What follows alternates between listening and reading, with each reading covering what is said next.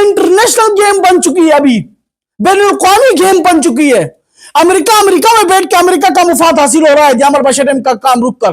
रा और Mossad India में बैठकर उनका मुफाद हासिल हो रहा है, और सहूलतकार अलाकार यहां के मुकामी लोग होंगे, यहां का मुकामी ऑफिसर हो गया, यहां का मुकामी सियासतदान अलाकार हो गया। जो रा चाहता था, जो मोसाद चाहता था, जो इसराइल चाहती थी, आज वो पूरा हो गया। हमारे चार बहादुर ने वो काम कर दिया है जो दुश्मन ने पिछले एक अरसे से नहीं कर सके थे।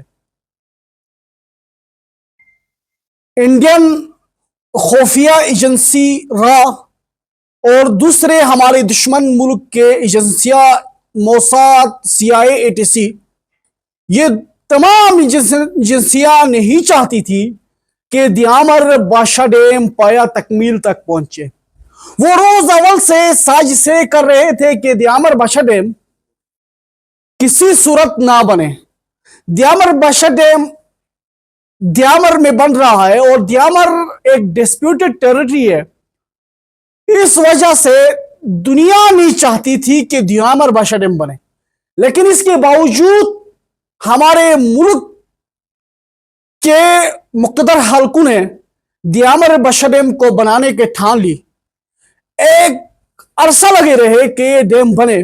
2004 से स्टार्ट हो गया। वो काम जो दुश्मन की एजेंसियां नहीं कर सकी, वो काम जो रा नहीं कर सका, वो काम 7 महीनों के अंदर हमारे डिप्टी कमिश्नर साहब, हमारे मिनिस्टर हाजी साबिक साहब, हमारे एक और ज़ेरक सियासतदान और कुछ सिरान ने मिलकर दुश्मनों ने जो काम करना था वो काम करके दिखाया। दियामर की सरजमीन हमेशा मुहिब वतन रहे थे और दियामर के अंदर से हमेशा पाकिस्तान जिंदाबाद के नारे बुलंद हो रहे थे।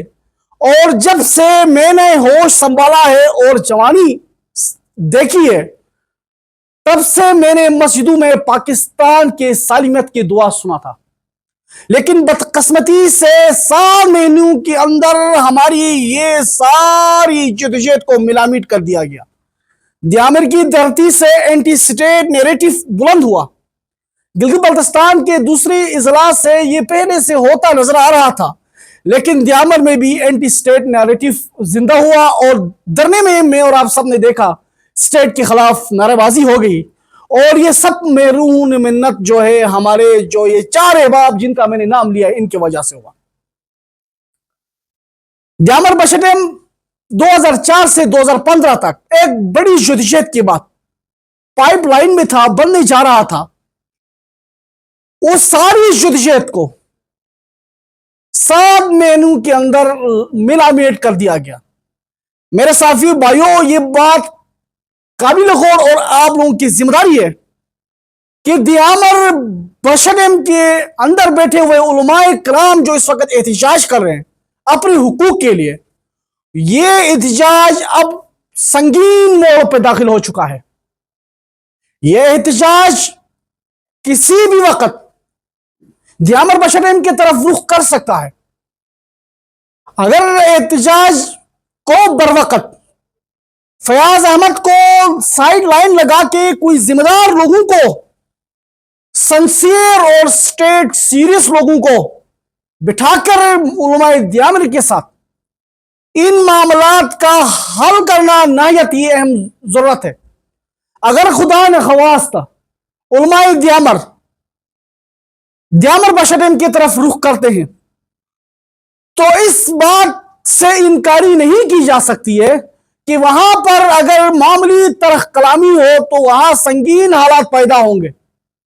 एक बात से तो हम इनकार नहीं कर सकते कि दियामर के पहाड़ों में कुछ ऐसे लोग मौजूद हैं जिन्होंने पहले भी शर पसंद सरगर्मियां की, दहशतगर्दी की।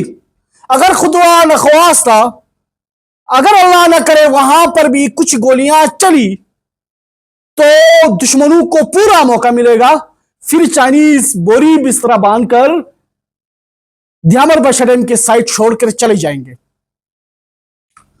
फिर इस मुल्क का जो सबसे अहम जरूरत है दियामर बशर, वो मिलामेट हो जाएगा। जो काम दुश्मनों ने नहीं कर सके, वो काम अपनी जाती मुफादात की खातिर फियाज अहमद साहब, हाजी शाबेक साहब ने करके दिखाया। कुरान पे हाथ जब उलमा ने रखा था, उससे पहले तक तो ये लोग मुतमईन थे। कुरान पे हाथ रखने से पहले तक तो ये लोग मुतमईन थे कि ये लोग हमारे कंट्रोल में आएंगे, हम अपने इशारों पे नचवाएंगे और वाबना को ब्लैकमेल करके अपने मजमूम इरादों का तकमील करेंगे।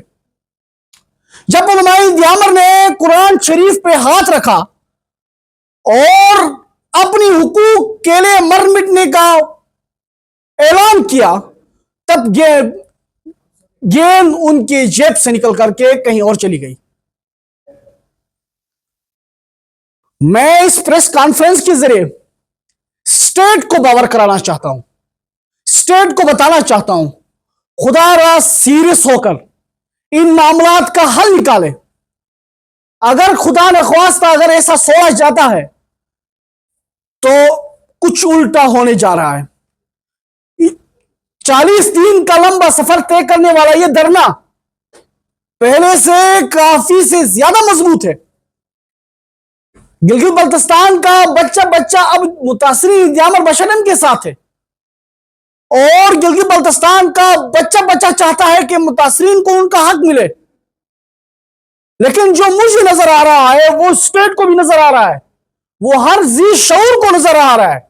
यहां कुछ और होने जा रहा है, यहां मुझे कुछ और दिखाई दे रहा है। यहां पर अगर खुदा ने ख्वास्ता कुछ हालात खराब हो जाते हैं तो मेरे दियामर के माऊ बहनों की इज्जत दांव पे नजर आ रही है। अगर कोई ऑपरेशन हो जाता है तो कोई महफूज नहीं रहेगा, किसी का इज्जत महफूज नहीं रहेगी। इस वक्त पूरा मुल्क में अफरा तफरी मची हुई है, पूरा पाकिस्तान में अफरा तफरी मची हुई है। बलोचिस्तान के अंदर जो है बेले दहशतगर्दी कर रहा है, केपीके में टीडीपी दहशतगर्दी कर रहा है।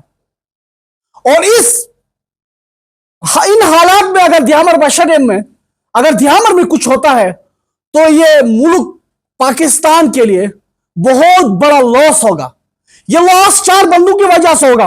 एक बार फिर मैं बता रहा हूं, वाज़े अल्फाज में बता रहा हूं, ये चारों के चार मेरे नजर में गद्दार है, क्योंकि 7 महीनों में ही ये मामला गड़बड़ हो गए। 7 महीनों के में इस बंदे ने पूरा दियामर बशरम को और दियामर बशरम की 15 साल की मेहनत को और बहुत सारे चीफ सेक्रेटरी साहिबान की मेहनत को, बहुत सारी डिप्टी कमिश्नर साहिबान की मेहनत को एक डिप्टी कमिश्नर दियामर फियाज अहमद ने मिलामिट कर दिया है। इसमें कोई दो राय नहीं है।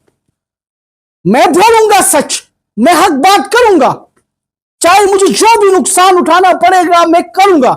इन लोगों का इरादा था पहले हम मामला को ब्लैकमेल करेंगे, आसानी से कुछ पैसे उठाएंगे, उठा के मामला को खत्म करेंगे, लेकिन ऐसा नहीं हुआ।